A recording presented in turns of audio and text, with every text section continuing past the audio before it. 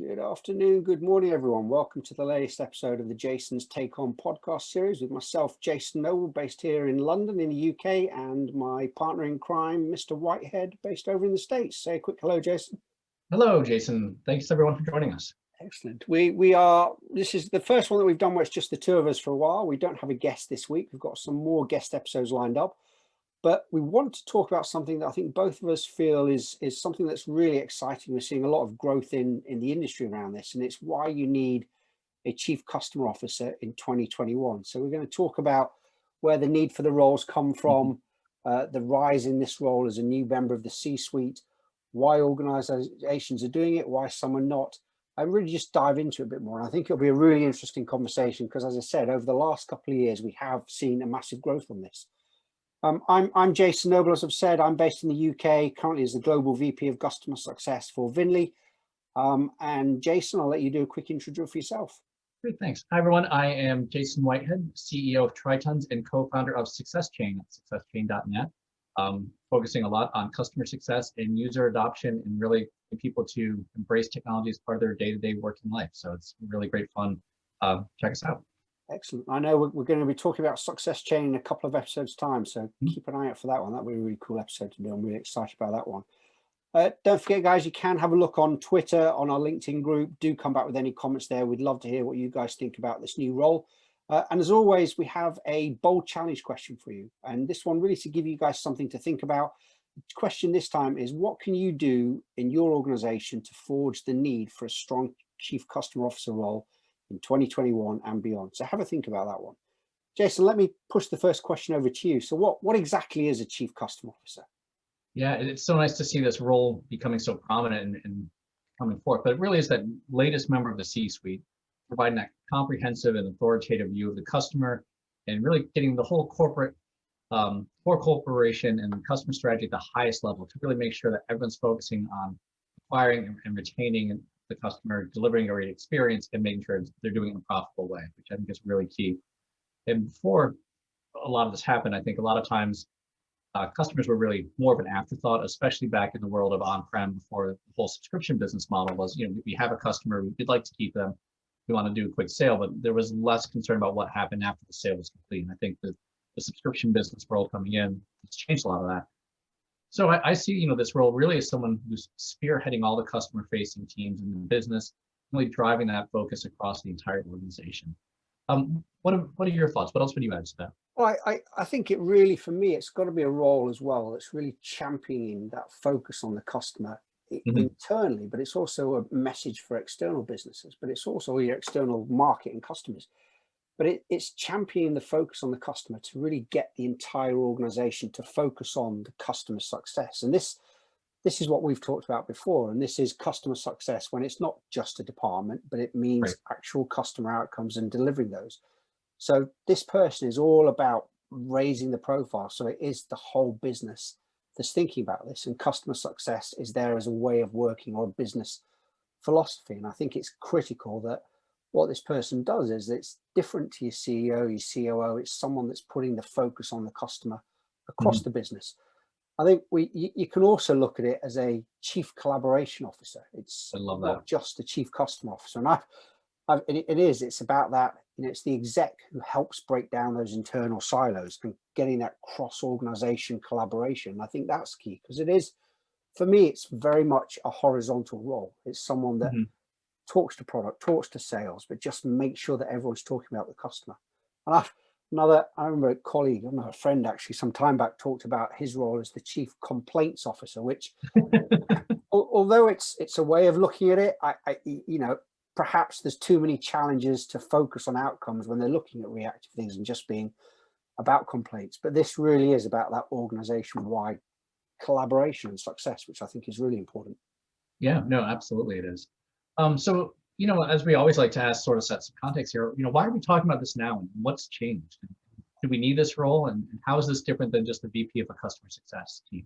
I think it's a great question. And I think a lot of it depends on your organization, your maturity, and the customer base as well. It's not something that everyone needs today. But I think if you look back a couple of years, so in about 2003, actually say a couple of years, that's almost 20 years ago, which is quite scary. but going back that long, there were fewer than 20 people globally that had the chief customer officer as a title, and this is according to a survey by Gartner. But then jumping through to kind of the last couple of years, they've seen that more than 35% of organizations now lack the role. So 65% of organizations have now got a chief customer officer, which is really, really exciting. And that trend is growing and growing. I think for me, the role is the ultimate evolution of really your customer success managers or your customer success team. It's someone at the C-suite that's driving customer success as a business philosophy at the executive team. It's about being more commercial when it comes to our customers and driving growth. I think we're beginning to realize more and more that customer success and customers are our growth engine, and the focus isn't just about churn, but about revenue growth and value for the customers. And as we said earlier on, I think it says it's a massive statement, both internally and externally, that we've got someone at the C-suite focused on customer outcomes. That's a huge statement. And I think so, if we look at what's changed and where has this need come from for this, I think we've seen the growth and demand for customer success and the awakening in businesses that our existing customers are super critical to our own success and growth. And that this needs to be beyond just a team. So quite often customer success starts as a CSM, starts as a team, but this is really about that evolution. And I think ultimately what it does is it really helps drive that profitable customer behavior. Any other thoughts that you could add, Jace? Yeah, I think you covered a lot of great stuff there. I think to your point too is the coming up with this creating a customer-centric culture across the organization is so absolutely key, and really getting everyone focused on that. We've done a lot of podcasts here talking around the issues of handoffs and handovers and disconnects between the different departments, and really getting everyone to realize that the customer is going to determine our success, our profitability, and the product alone isn't going to get us there. And having the best product in the world with horrible customer outcomes, horrible customer experience isn't going to get you there. So really, I think bringing that business perspective to it all is pretty key. And I think this also has a big impact on how competitive we're seeing. Our company's building strong CS teams, and they're focusing on delivering outcomes. Because we've talked about this many times. I think of customer success and customer outcomes, that's the new battleground here for competition. It's less about features and functions. It's really about that. And having someone looking across the entire organization who has both the skills and the authority and the role to do that, and say, let's break down some silos. Let's get doing this. This is going to be absolutely key. And I think we've learned over the years, especially with CS teams, there's so many that still struggle with internal alignment, whether they're aligning within their CS team, but, with product, with sales, with marketing, really getting that done. We need someone who's going to drive this forward at that executive level. And as you said before, it's about being that collaboration officer. And I think people seeing that left to their own devices, it doesn't happen organically. Organizations don't just suddenly have a customer focused culture. You need to have someone in there championing and driving and reinforcing every step of the way and making sure it's throughout every part of the organization. So I think those are some things that I would throw out there. Hey, Jason, so tell me though, why are some organizations still not seeing the need for a CCO? I mean, you said how far I've come along, but and I think there's also both numbers, but also what is that role within those numbers? I think that's a really great question. I think the thing is, we're seeing a demand for this, and I think that demand will grow. And do you need the role to be customer focused and customer centric? No, you don't. But I think there are some key things that this role can do to drive that. But I think a lot of organizations are still growing. They're still evolving. They're still doing customer success that for them is working. But for me, it's kind of an evolution and maturing of it. And I think, not everyone sees the need for the role right now, but we are seeing that shift happening across industries. And I think as we move into kind of almost into Q2, scarily enough, now in 2021, and having gone through a really challenging last 12 months with COVID still going on, the big focus that people have put on customers, the investment that's gone into customer success has gone up a gear, massive gear. And this really needs to continue. And I think we have seen already starting this year, there's been a number of moves and new appointments for chief customer officers. And I think the other thing is that the chief customer officer role is quickly becoming a key driver in this digital transformation that businesses are going through, and also that's been accelerated through COVID and the pandemic. Mhm. I think a lot of businesses that aren't mature yet in customer success, or stuck looking at it being very reactive and kind of in the old way of doing it, if you want, and that's just being a barrier to change for them. They still have a CFO, they might have a chief sales officer or a CEO, but they just don't see why they need this new C-suite role yet. But it is changing, and I think the challenge is that people aren't seeing the value in it yet. They're not seeing the value in it versus Mhm. what are they doing today. Why, if I've got a chief commercial officer, a chief revenue officer, where your customer success team does report sometimes, what else does this bring to it? So I think there's still a case to be made, and still to help justify this for a lot of organizations. It needs to be about growth. It needs to be about growing the business and the size that we're at.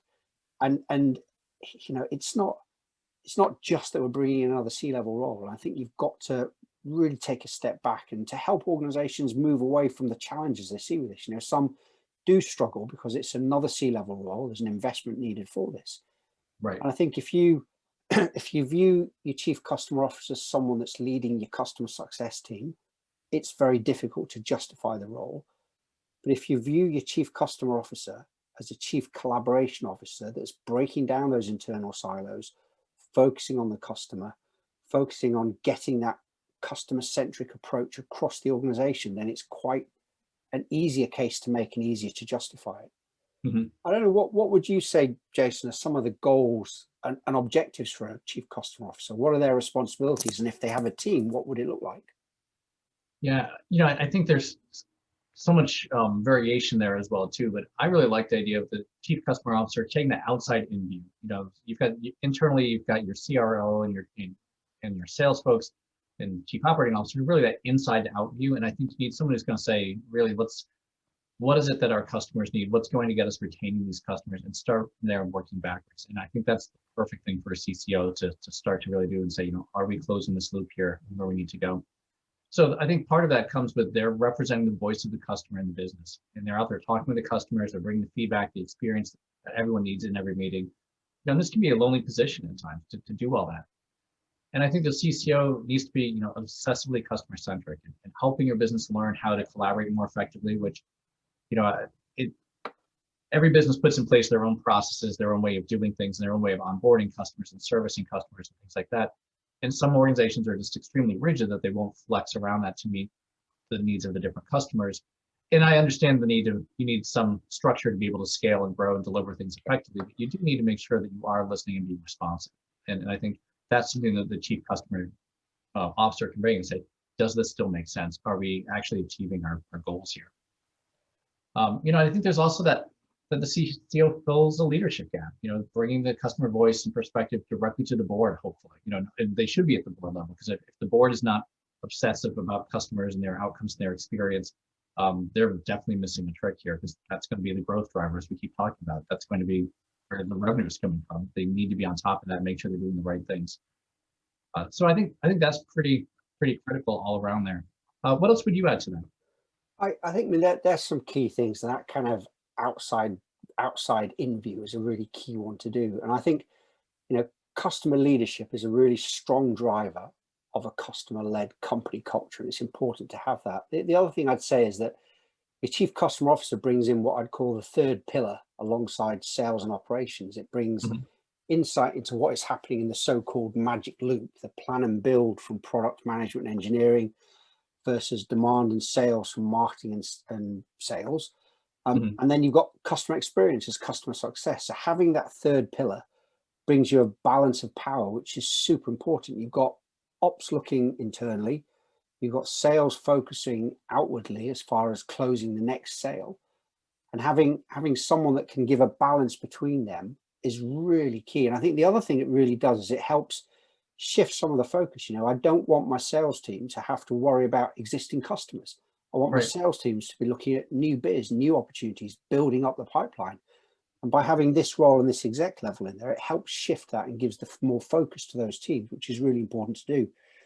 And I think you've also got to have someone that's kind of looking beyond just the balance of power as well, especially with a recurring revenue model where sales never end. And your CCO role really provides a strong signal into why we're doing this, and it sends a message out to our customers. And I think they do have a team, absolutely, and very often, it's not too dissimilar from what a VP of success would have. It's for me, it's all of the customer facing parts of the business. So it would be your customer success management function, your customer support function, training, renewals, and I would put renewals under your chief customer officer, and then professional services and implementation. So it's all of the customer facing parts of the business that look after customers once they've been going through the sales process. And I think that's the really key thing. And another thing that I think is different now, and we've already seen the shift of there's so much social information out there of testimonials, good and bad, people on Twitter, people on LinkedIn, sharing good and bad experiences. And there's all the review sites, the G2 crowd and all these other things that if you are not delivering a superior customer experience, everyone's going to know about it pretty quickly. And people are going to hear that, and they're going to be a little bit more concerned, and they're going to reach out to more people. I think gone are the days of just getting a reference from the customer. Your customers that have a great experience that you want to channel to. People now have a way of finding out for themselves where they are. And I know when I'm buying new software or services, I go right to the reviews to understand what others' experience has been. And I think you've got to be on top of that. And up till now, I think people have hoped for the best, but now they're realizing this is a real, not just about retaining current client customers, it does impact your future sales and your future growth as well too. I think that's such a key thing. It is. You've got to kind of understand what customers are saying about you and what the impact is. Yeah. So Jason, we've talked about this some, and I think there's a lot of value to the company to have their chief customer officer. But what are the benefits to the customer if their vendor has a CCO, and how is it different if they have, if they have some vendors that don't have a CCO and some that do, or as they're looking at future vendors and wading through the prospects, what are the perks? Right. See, that's that outside in view, isn't it? That's kind of looking the other way. Now, I think there's a couple of benefits for us that I think really have an impact on your customers. One is around visibility. So it helps the business understand what is happening for your customers. And there's obvious benefits that from a customer. It also gives clarity as to what happens when a prospect in the sales cycle comes through to be a customer. And again, that has absolutely obvious benefits for your customers. That seamless transition from sales through to growth with your business through to the customer side of the business is a critical one to have. And as you said, that customer feedback is so important. We want our customers to feel and know that they've got a voice. When they say something, we're listening to what they're saying. I think it also gives clarity and really powerful messaging. They know that you're focused on their growth and their outcomes. And they've also got an exec who's there as a point of escalation. There's a clear route of escalation for concerns and issues, and a dedicated customer-focused exec and team for all of that. I think it also means that customer experience, customer satisfaction are front and center for you and your customers, and that your customers know about this. And ultimately, to go back to the advocacy thing, your chief customer officer is the chief advocate for your customers, and it ensures that as a business, you're listening to your customers and that you're driving actions from what your customers are saying. And I think that is really critical. So a lot of benefits, both for us as a business, which then translate to benefits for a customer, but there are some specific ones for the customers. Right. And I think those are all great too. And I think, one of the other things, Chris, to me is if there's a vendor out there that has a CCO and they're this focused on customer experience and customer outcomes in particularly, I'll have more confidence that they are going to make sure that internally they're putting their right resources to making the outcomes better and to bringing the resources that I, as a customer, need to make sure I'm successful with their product in my organization. And I think if you don't have that role or that someone with the authority to do that and really responsible and looking for that, chances are they're not going to be providing as many resources for you or the right resources that you need to be successful as a customer. So I think it's very telling that you can have just that little more confidence that, okay, they're going to be on top of this. I think that's the key thing, and it is knowing that someone's going to take ownership of it. It's owning that whole customer experience and delivery of the outcomes. Let me give the next question back to you then, Jason. So how does your chief customer officer work around or work across the business, and who do they report into, and how do they engage with your board? I think it's so telling who they report into and the level of board engagement. It sends, not just gives them the credibility that they need, but it sends a very strong signal to your organization of how serious you are about customer and putting the customer first. I'd like to see the CCO report directly to the CEO, and I'd like to see them have board level responsibility where they're in there with the board issues, providing guidance and recommendation, talking about what needs to happen, talking about how this is going to impact the future of the organization if you do or don't do this. So I think that's absolutely key. And if you can start to have your CCO have, clear visibility and be prominent, and have the CEO taking actions to support them, I think it's one of those things, I often say, I forgot who came up with this, but it was, we judge ourselves by our intentions, but we judge others by their actions. And I think if the action is the CEO is having the CCO report directly to them, if the CEO is front and center, showcasing the CCO and their work that they're doing, that goes a very long way to getting everyone else on board. And I think the CCO needs to be able to have the authority to, we want them to have this role to, bust silos and to get people aligned. They need to have some authority where they can call in across department teams and get things focused and moving. And you can still have salespeople report to sales and product people report to the product folks, but you've got to be able to task them to work together collaboratively with other groups as well too. And I think the CCO needs to have some authority to make that happen as well. What are your thoughts on that? Yeah, I think some really key points there, and I think it's a board level role. It should report into the CEO, absolutely. And I think if it doesn't, it's difficult to kind of get the message that yes, we've got an exec responsible for the customers. And I think you need somebody that has that responsibility, so that your CEO needs to know who to go to talk about customers, which is a really important thing to do. Yeah, and I think, go on. I was just saying, and frankly, if the CEO does not want the CCO to report directly to them, that speaks volume about the quality of the CEO. If they try and duck them under the chief revenue officer or someone else, that's very telling. Yeah. But I think it's the maturity of the business. At the right point, then this should happen. And it's not something that every business necessarily needs right away. You've got to be at the right level of growth. And I think what the other thing that they do is that the CCO really allows the board and the exec team to make sure that all of the department, the team goals, the objectives, even compensation are all focused around the customer. And that for me is the really key thing, that you work with all the teams to push that customer-centric goals and objectives across every part of the business. Yeah, and I like that piece about making sure compensation is there. Something that goes a long way to the CCO really needing to make sure that motivations and rewards are aligned with the customer outcomes that you want. And I think that's an area where many times, especially I think in the sales area, there's still a lot of outdated business models where people haven't really kept up with, trying to incentivize and compensate for recurring revenue and customer outcomes. We talk about it, but I don't think we've quite gotten there yet. But Jason, just as a last question, because I think that really comes into then, should the CCO have revenue responsibilities, and if so, what would that look like? Yeah, I think they do to an extent, and ultimately the metric you're looking at is net revenue retention. So looking at growth for existing customers, the health of the business through our customers, and then the related numbers through this. So you've got your expansion, your upsell, your customer opportunities from existing customers, growth from existing customers, but you've also got downgrades, cancellations, churn. So I think it's revenue, but as net revenue retention is the responsibility they need to have. That for me, I think, is super critical. And you're seeing more and more organizations bringing that metric in, and it's not just about a revenue number, it's about a net revenue number, which I think is the key thing. Yeah, no, I agree. I think they should definitely have revenue responsibility, and I think there'll be some transition periods if you're an organization bringing in a CCO for the first time.